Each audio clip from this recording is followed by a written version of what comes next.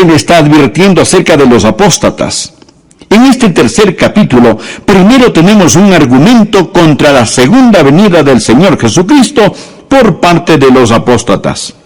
Y luego tenemos la afirmación y confirmación apostólica de la segunda venida del Señor Jesús. Esto me emociona, porque veo el caos a mi alrededor, la situación en que está el mundo de hoy, y no importa cuán mala se ponga, yo sé cómo va a acabar. Y en lugar de quejarnos, ¿en qué va a terminar todo este mundo?, los creyentes podemos decir, ¡gloria a Dios! Miren quién regresará al mundo. La piedra angular de nuestra fe es la deidad de Cristo. Y la esperanza de nuestra fe es que Jesucristo, quien vino a morir en nuestro lugar, regresará a gobernar y reinar con poder y gran gloria. Así que el mensaje de hoy tiene 2 puntos. El primer punto es la denegación escarnecedora de su venida. El segundo punto, la declaración escrita de su venida. Leamos juntos 2 de Pedro capítulo 3, empezando en el versículo 1. Dice, amados, esta es la segunda carta que os escribo, y en ambas despierto con mi exhortación vuestro limpio entendimiento, para que tengáis memoria de las palabras que antes han sido dichas por los santos profetas, y del mandamiento del Señor y Salvador dado por vuestros apóstoles, sabiendo primero esto, que en los postreros días vendrán burladores, andando según sus propias concupiscencias y diciendo, preste atención aquí, diciendo, ¿dónde está la promesa de su advenimiento? Porque desde el día en que los padres durmieron, todas las cosas permanecen así como desde el principio de la creación. Y Pedro dice, estos ignoran voluntariamente que en el tiempo antiguo fueron hechos por la palabra de Dios los cielos y también la tierra, que proviene del agua y por el agua subsiste, por lo cual el mundo de entonces pereció anegado en agua. Lo que tenemos aquí son 3 reacciones apóstatas a la segunda venida de Jesucristo. La primera reacción es una reacción emocional. La segunda reacción es una reacción intelectual. Y la tercera reacción es una reacción voluntaria. Es decir, las emociones, la mente y la voluntad se rebelan contra la segunda venida del Señor Jesucristo. Satanás odia la idea de la segunda venida de Jesucristo porque cuando ocurra, él será sentenciado. El reino del terror de Satanás se vendrá abajo. Será cuando los santos seremos honrados, glorificados y bendecidos. Por ello, el diablo ha apuntado toda la artillería del infierno contra la idea de la segunda venida del Señor. El primer punto es la denegación escarnecedora o burla de su venida. La primera reacción es una reacción emocional. Dice la palabra, en los postreros días vendrán burladores. Es un argumento emocional. Existen aquellos que simplemente se reirán y se burlarán de la segunda venida. La burla no es sustituto para la verdad. Pero cuando un hombre está perdiendo un argumento, muchas veces opta por utilizar la burla, la ridiculización y el sarcasmo. Los verdaderos creyentes siempre han sabido que cuando defienden la verdad, se exponen a la burla y al ridículo. El siervo no es mayor que su Señor. Marcos 5, versículo 40. Y se burlaron de él. ¿De quién? Del Señor Jesús. Lucas capítulo 22 y versículo 63 habla de cuando Jesucristo iba rumbo a la cruz. Dice, y los hombres que custodiaban a Jesús se burlaban de él y le golpeaban. Se los puede imaginar muertos de risa, apuntando su dedo al Señor. Se burlaron y golpearon al Hijo de Dios. Si se ríen de usted por creer en Cristo y en su segunda venida, recuerde que está en muy buena compañía. El arsenal diabólico para impedir que usted ame, conozca y sirva a Dios es la ridiculización y la burla. En los postreros días vendrán burladores andando según sus propias concupiscencias. ¿Por qué se ponen tan emocionales estas personas acerca de la segunda venida de Jesucristo? ¿Por qué la odian? Porque viven en pecado. Ellos están viviendo en pecado. Muéstreme un burlador y le mostraré un pecador. Los burladores van tras sus propias lujurias, deseos. Muéstreme un hombre que ridiculiza la segunda venida de Jesucristo, el juicio, y yo le mostraré un hombre que tiene las iniciales del diablo talladas sobre su corazón. Muéstreme una mujer que se burla de las cosas santas, y le mostraré a una mujer cubierta con las asquerosas huellas digitales del pecado. En los postreros días vendrán burladores andando según sus propias concupiscencias. Esta es la reacción emocional contra el Señor Jesucristo. Pero la Biblia enseña en Proverbios que Dios también se va a reír. Proverbios 1, empezando en el versículo 24, dice: por cuanto llamé, Dios le está hablando a usted ahora. Por cuanto llamé y no quisisteis oír, extendí mi mano, y no hubo quien atendiese, sino que desechasteis todo consejo mío, y mi reprensión no quisisteis. Ahora escuche: también yo me reiré en vuestra calamidad, y me burlaré cuando os viniere lo que teméis, cuando viniere como una destrucción lo que teméis, y vuestra calamidad llegare como un torbellino, cuando sobre vosotros viniere tribulación y angustia. Lo que Dios está diciendo es que usted puede irse riendo al infierno, pero no podrá salir de él. Dios está diciendo, como decimos hoy, el que ríe al último, ríe mejor. Los apóstatas no solo están satisfechos con rechazar las cosas santas, sino que tienen un enorme deseo diabólico de ridiculizar las cosas santas.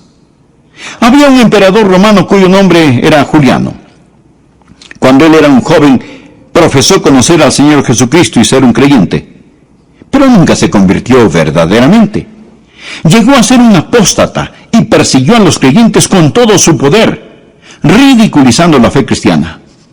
Juliano, el apóstata, tenía un amigo de la niñez cuyo nombre era Agatón.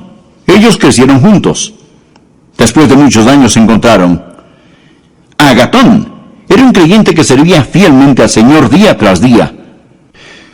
Cuando Juliano el emperador se encontró con Agatón, le dijo: Agatón, ¿cómo le va a tu amigo el carpintero de Nazaret? Él tiene suficiente trabajo. Le están saliendo algunos trabajitos como carpintero. Y Agatón muy serenamente le respondió: oh sí, Juliano, él tiene mucho que hacer. De hecho, él está muy ocupado haciendo un ataúd para tu imperio. Él era un profeta, porque en 2 años Juliano murió en una batalla y su imperio comenzó a desmantelarse.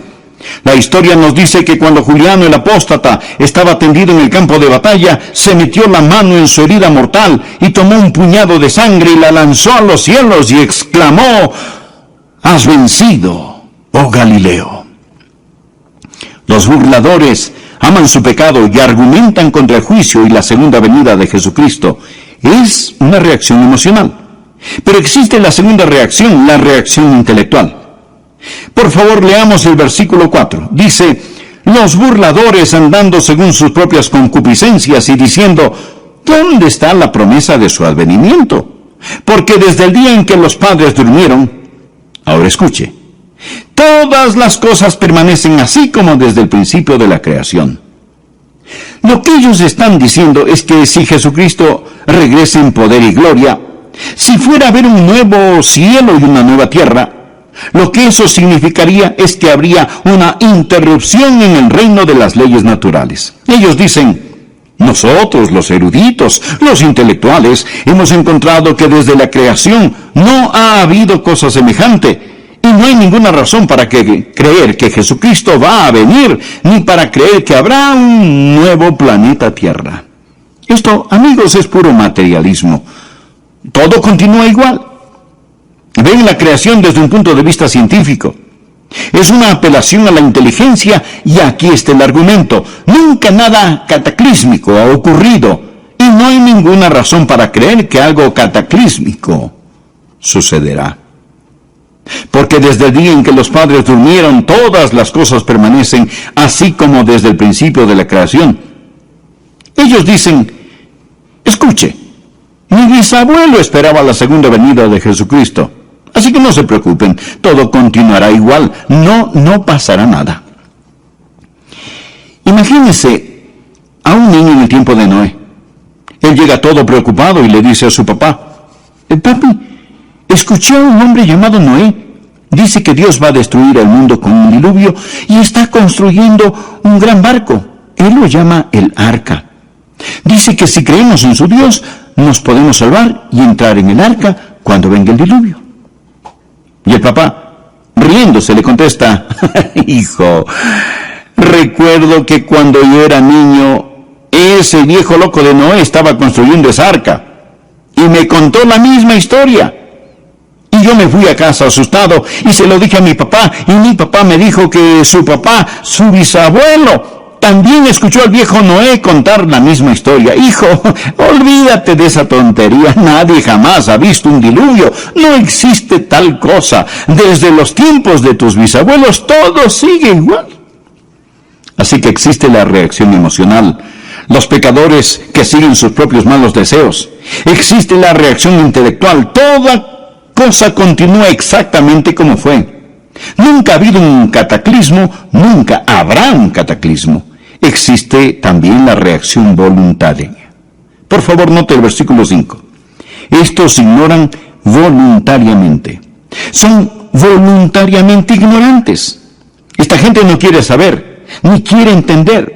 Porque si admiten la verdad de que Jesucristo va a regresar en juicio, esto significa que tendrán que cambiar su estilo de vida. Piensan que si de algún modo cierran sus mentes y sus corazones a esta verdad, todo estará bien. En eso se parecen a las avestruces. Esconden su cabeza en la arena. Son voluntariamente ignorantes. Ellos no quieren saber.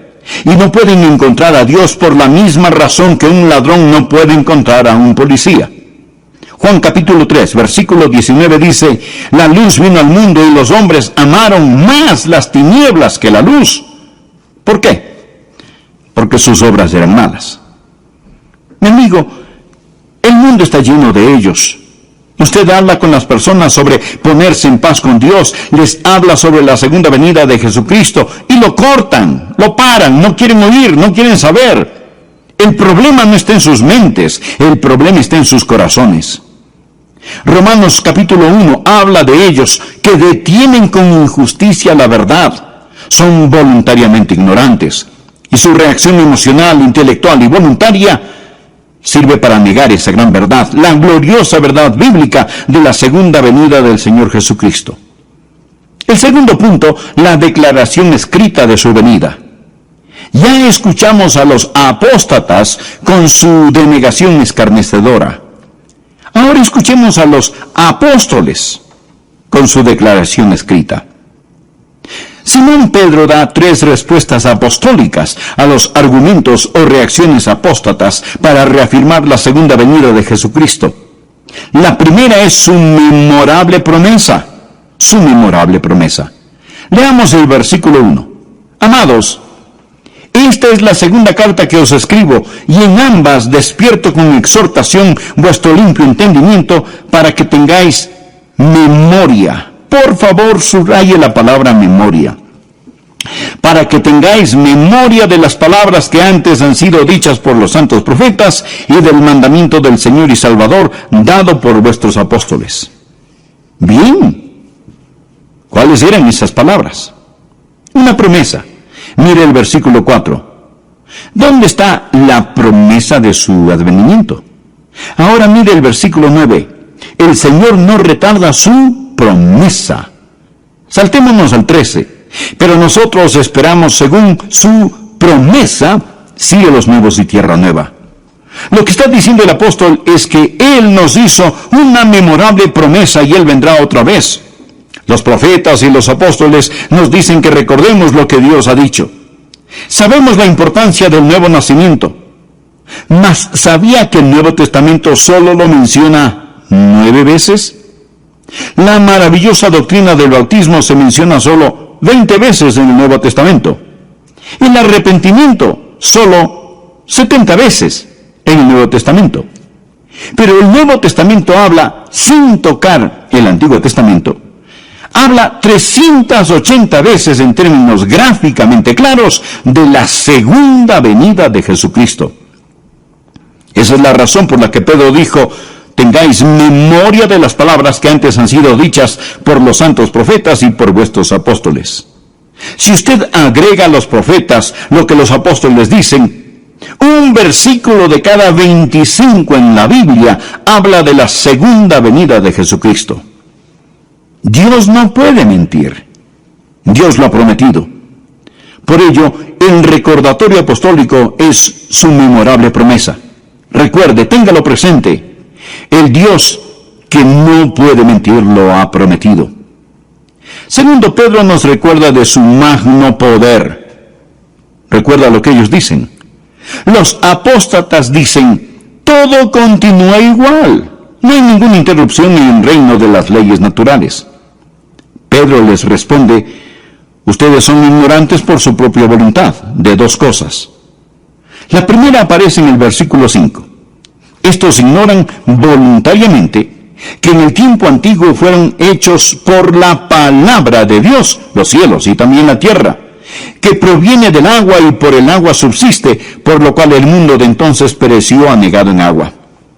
Ahora Pedro les dice: mire, señor escéptico, mire, señor apóstata, usted dice que nunca nada cataclísmico ha ocurrido. ¿Y qué de la creación? Dios habló y fue hecho. Dios con su palabra creó el mundo y los universos. Él habló y se hizo. Con su palabra suspendió la luna, el sol, las estrellas. Dios lo hizo todo por medio de su palabra. Pedro les está recordando sobre el magno poder de Dios. Los escépticos modernos y ateos de hoy intentan encontrar el origen de la vida. Pero no nos preocupemos del origen de la vida. Vamos más allá. Hablemos del origen de la materia. Usted dirá: bueno, la vida empezó espontáneamente en alguna sopa prebiológica, pero ¿de dónde salió la sopa prebiológica? Amigo, de la nada. Nada sale. Por medio de la palabra de Dios todo fue creado. Dios con su palabra ordenó la creación, pero también ordenó un cataclismo. Verso 5. Estos ignoran voluntariamente. Primero, habló para la creación. Que en el tiempo antiguo fueron hechos por la palabra de Dios los cielos y también la tierra que proviene del agua y por el agua subsiste. La segunda vez habló para describir el cataclismo. Por lo cual el mundo de entonces pereció anegado en agua. La palabra anegado o inundado es de donde tomamos cataclismo.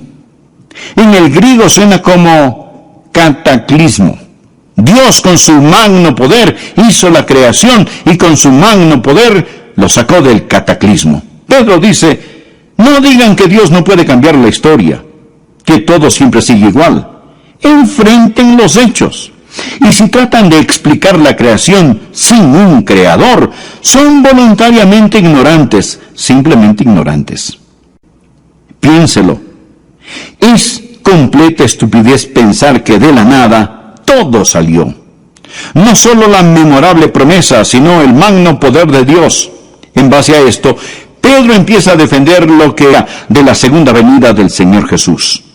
Esto me emociona, porque veo el caos a mi alrededor, la situación en que está el mundo de hoy, y no importa cuán mala se ponga, yo sé cómo va a acabar. Y en lugar de quejarnos: ¿en qué va a terminar todo este mundo?, los creyentes podemos decir: ¡gloria a Dios! Miren quién regresará al mundo. La piedra angular de nuestra fe es la deidad de Cristo. Y la esperanza de nuestra fe es que Jesucristo, quien vino a morir en nuestro lugar, regresará a gobernar y reinar con poder y gran gloria. Así que el mensaje de hoy tiene dos puntos. El primer punto es la denegación escarnecedora de su venida. El segundo punto, la declaración escrita de su venida.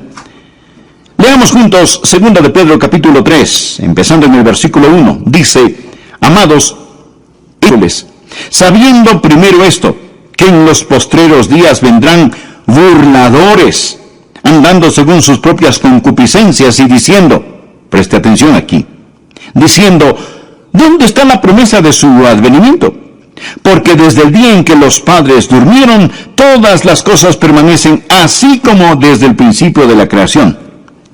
Y Pedro dice, estos ignoran voluntariamente que en el tiempo antiguo fueron hechos por la palabra de Dios los cielos y también la tierra, que proviene del agua y por el agua subsiste, por lo cual el mundo de entonces pereció anegado en agua. Por favor, note el versículo 5. Estos ignoran voluntariamente. Son voluntariamente ignorantes. Esta gente no quiere saber, ni quiere entender. Porque si admiten la verdad de que Jesucristo va a regresar en juicio, esto significa que tendrán que cambiar su estilo de vida. Piensan que si de algún modo cierran sus mentes y sus corazones a esta verdad, todo estará bien. En eso se parecen a las avestruces. Esconden su cabeza en la arena. Son voluntariamente ignorantes. Ellos no quieren saber. Y no pueden encontrar a Dios por la misma razón que un ladrón no puede encontrar a un policía. Juan capítulo 3, versículo 19 dice, la luz vino al mundo y los hombres amaron más las tinieblas que la luz. ¿Por qué? Porque sus obras eran malas. Mi amigo, el mundo está lleno de ellos. Usted habla con las personas sobre ponerse en paz con Dios, les habla sobre la segunda venida de Jesucristo y lo cortan, lo paran, no quieren oír, no quieren saber. El problema no está en sus mentes, el problema está en sus corazones. Romanos capítulo 1 habla de ellos que detienen con injusticia la verdad, son voluntariamente ignorantes y su reacción emocional, intelectual y voluntaria sirve para negar esa gran verdad, la gloriosa verdad bíblica de la segunda venida del Señor Jesucristo. El segundo punto, la declaración escrita de su venida. Ya escuchamos a los apóstatas con su denegación escarnecedora.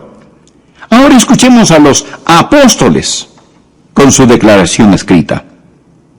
Simón Pedro da 3 respuestas apostólicas a los argumentos o reacciones apóstatas para reafirmar la segunda venida de Jesucristo.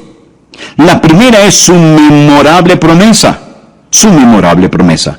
Leamos el versículo 1. Amados, esta es la segunda carta que os escribo, y en ambas despierto con exhortación vuestro limpio entendimiento para que tengáis memoria. Por favor, subraye la palabra memoria. Guarda su promesa. Saltémonos al 13. Pero nosotros esperamos según su promesa cielos nuevos y tierra nueva. Lo que está diciendo el apóstol es que Él nos hizo una memorable promesa y Él vendrá otra vez. Los profetas y los apóstoles nos dicen que recordemos lo que Dios ha dicho. Sabemos la importancia del nuevo nacimiento. Mas ¿sabía que el Nuevo Testamento solo lo menciona 9 veces? La maravillosa doctrina del bautismo se menciona solo 20 veces en el Nuevo Testamento. El arrepentimiento solo 70 veces en el Nuevo Testamento. Pero el Nuevo Testamento habla, sin tocar el Antiguo Testamento, habla 380 veces en términos gráficamente claros de la segunda venida de Jesucristo. Esa es la razón por la que Pedro dijo, tengáis memoria de las palabras que antes han sido dichas por los santos profetas y por vuestros apóstoles. Si usted agrega a los profetas lo que los apóstoles dicen, un versículo de cada 25 en la Biblia habla de la segunda venida de Jesucristo. Dios no puede mentir. Dios lo ha prometido. Por ello, el recordatorio apostólico es su memorable promesa. Recuerde, téngalo presente. El Dios que no puede mentir lo ha prometido. Segundo, Pedro nos recuerda de su magno poder. Recuerda lo que ellos dicen. Los apóstatas dicen, todo continúa igual. No hay ninguna interrupción en el reino de las leyes naturales. Pedro les responde, ustedes son ignorantes por su propia voluntad, de 2 cosas. La primera aparece en el versículo 5. Estos ignoran voluntariamente que en el tiempo antiguo fueron hechos por la palabra de Dios, los cielos y también la tierra, que proviene del agua y por el agua subsiste, por lo cual el mundo de entonces pereció anegado en agua. Ahora Pedro les dice, mire señor escéptico, mire señor apóstata, usted dice que nunca nada cataclísmico ha ocurrido. ¿Y qué de la creación? Dios habló y fue hecho. Dios con su palabra creó el mundo y los universos. Él habló y se hizo. Con su palabra suspendió la luna, el sol, las estrellas. Dios lo hizo todo por medio de su palabra. Pedro les está recordando sobre el magno poder de Dios. Los escépticos modernos y ateos de hoy intentan encontrar el origen de la vida. Pero no nos preocupemos del origen de la vida. Vamos más allá. Hablemos del origen de la materia.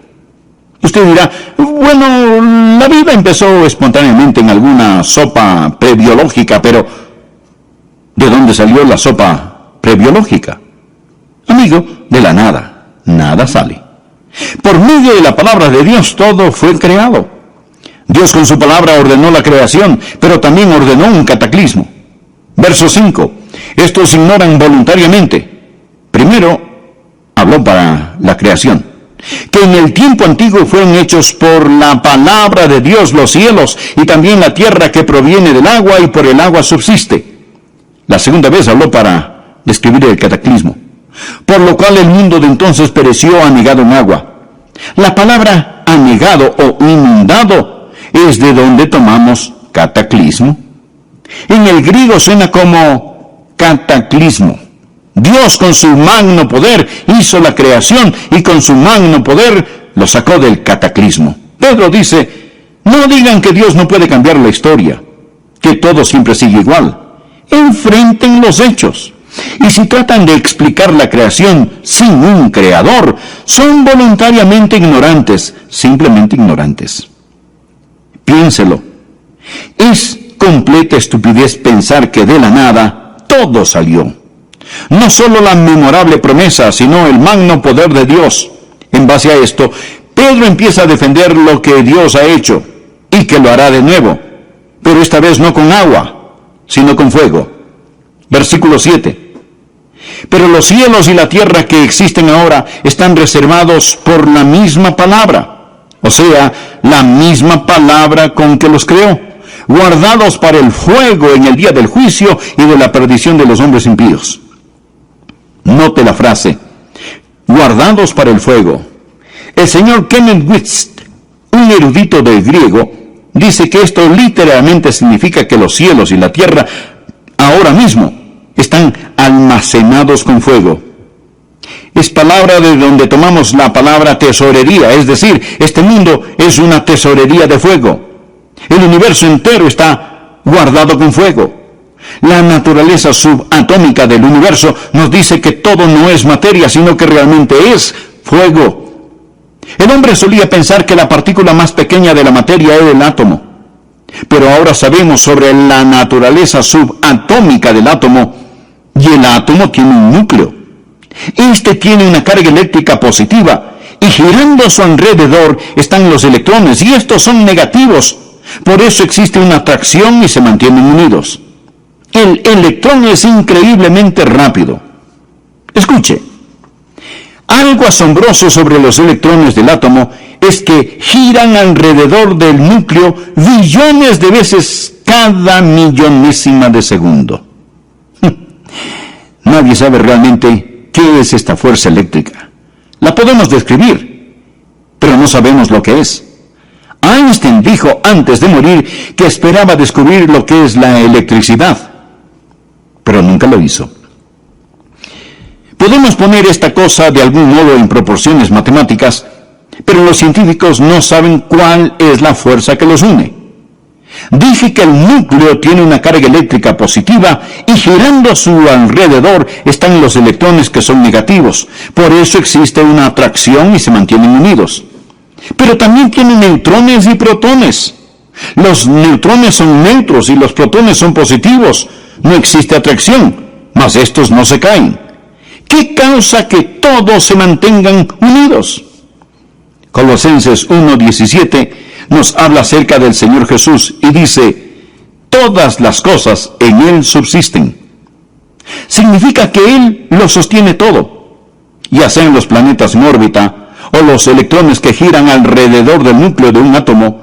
Él es la goma de las galaxias, el Señor Jesucristo. Hebreos 1:3 dice, Jesús quien sustenta o sostiene todas las cosas con la palabra de su poder. Pedro dice, están guardados como el fuego.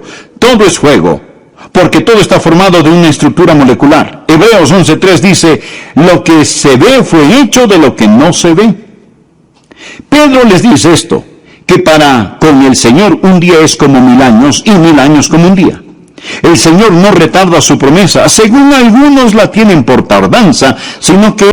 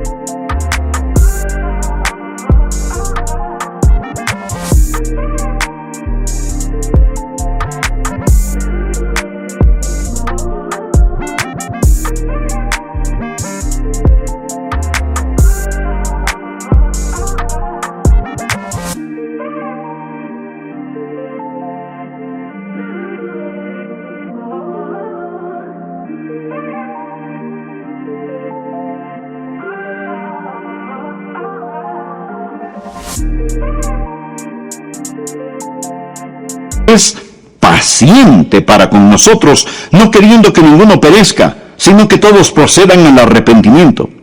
Pero el día del Señor vendrá como ladrón en la noche, en el cual los cielos pasarán con gran estruendo. Usted sabe que la gente que intenta deducir cómo todo llegó a ser, dicen, bien, todo empezó con una gran explosión. Nunca nos explican qué fue lo que explotó. Solo el hombre puede desviarse 180 grados hacia lo opuesto. Todo no empezó con una gran explosión. Todo va a concluir con una gran explosión. Dice la palabra, pero el día del Señor vendrá como ladrón en la noche, en el cual los cielos pasarán con gran estruendo, y los elementos ardiendo serán deshechos. Ardiendo significa calor interno, fiebre, calentura. Y la tierra y las obras que en ella hay serán quemadas. Puesto que todas estas cosas han de ser deshechas, ¿cómo no debéis vosotros andar en santa y piadosa manera de vivir, esperando y apresurándoos para la venida del día de Dios, en el cual los cielos encendiéndose serán deshechos, y los elementos siendo quemados se fundirán? Pero nosotros esperamos, según sus promesas, cielos nuevos y tierra nueva, en los cuales mora la justicia. Por lo cual, oh amados, estando en espera de estas cosas, procurad con diligencia ser hallados por Él sin mancha e irreprensibles, en paz. Amigo, presta atención al versículo 15. Y tened entendido que la paciencia de nuestro Señor es para salvación. La paciencia de Dios es para salvación. ¿Y qué significa? Mi estimado amigo, significa que Dios no quiere que usted muera y vaya al infierno. Eso es lo que significa. Si Jesucristo hubiera regresado ayer y usted no es salvo, su destino estaría irrevocablemente establecido. El Señor mantiene la puerta de la misericordia abierta para usted. Dios es un Dios de misericordia. Y Pedro les contesta a los apóstatas estas tres cosas. Existe una memorable promesa, existe el magno poder de Dios y existe la misericordia y la paciencia de Dios. Versículo 9. El Señor no queriendo que ninguno perezca, sino que todos procedan al arrepentimiento. Dios está esperando que usted acepte su salvación. Y usted dirá, bueno, si Dios es tan misericordioso, yo no tengo de qué preocuparme. No, mi estimado amigo, mire el versículo 10. Pero el día del Señor vendrá. Verá, ambas, la ira y la misericordia, son atributos de Dios. Si usted dice que Dios es todo ira y no misericordia, eso es solo parte de la verdad. Y si dice que Dios es todo misericordia y no ira, eso es solo parte de la verdad. Cuando usted toma solo parte de la verdad y la convierte en toda la verdad, se vuelve una falsedad. Existe la misericordia de Dios y la ira de Dios. Dios no quiere que ninguno perezca, pero la ira, el día del Señor vendrá. Alguien sabiamente dijo: ahora mismo las tempestuosas aguas de la ira de Dios golpean furiosamente la represa de su misericordia. La misericordia debe dar paso a la ira, porque el día del Señor vendrá. Yo no sé cuándo la última alma que completará la esposa se convertirá. Quizás sea usted, amigo, y la esposa estará completa. Entonces sonará la trompeta. Los muertos en Cristo resucitarán primero, y los que estemos vivos seremos arrebatados y cambiados así, en un abrir y cerrar de ojos, para encontrarnos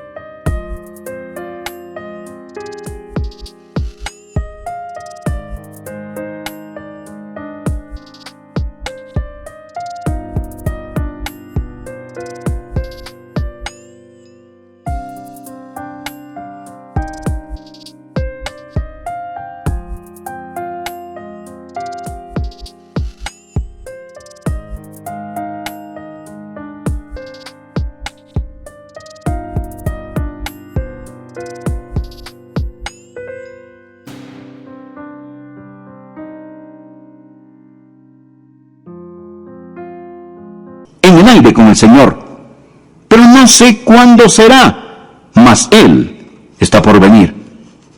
Amigo, si Jesucristo fuera a venir ahora mismo, ¿qué pasaría con usted? Verá, Él dijo: pero el día del Señor vendrá. ¿Cómo?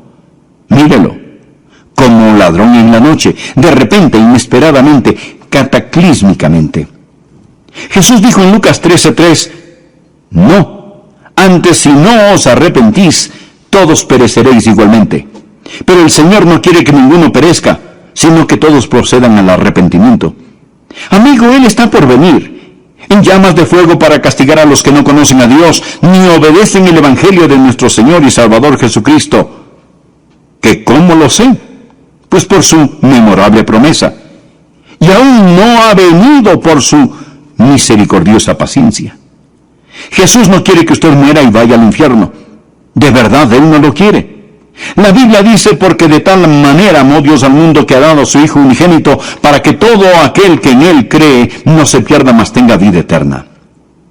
Por consiguiente, ¿qué tiene que hacer usted para no perecer? Pues arrepentirse, arrepentirse. ¿Cuál es el arrepentimiento? La palabra griega metanoia o arrepentimiento significa cambiar de pensar. Antes usted confiaba en sí mismo, vivía en pecado, iba por su lado, hacía lo que le daba la gana. Ahora se da un cambio radical y dramático de pensar, se arrepiente, pone su fe no en sí mismo, sino en Jesucristo, abandona sus pecados, abandona sus viejos caminos. Estimado amigo, ¿es usted salvo? No le pregunté si es usted católico, bautista, metodista o lo que sea. Lo que quiero decir es que necesita saber sin lugar a dudas que se ha arrepentido de sus pecados y que ha recibido a Cristo como su Salvador personal.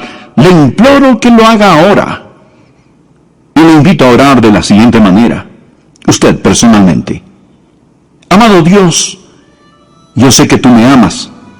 Sé que quieres salvarme. Jesús, tú moriste en mi lugar para salvarme y prometiste salvarme si confiaba solo en ti.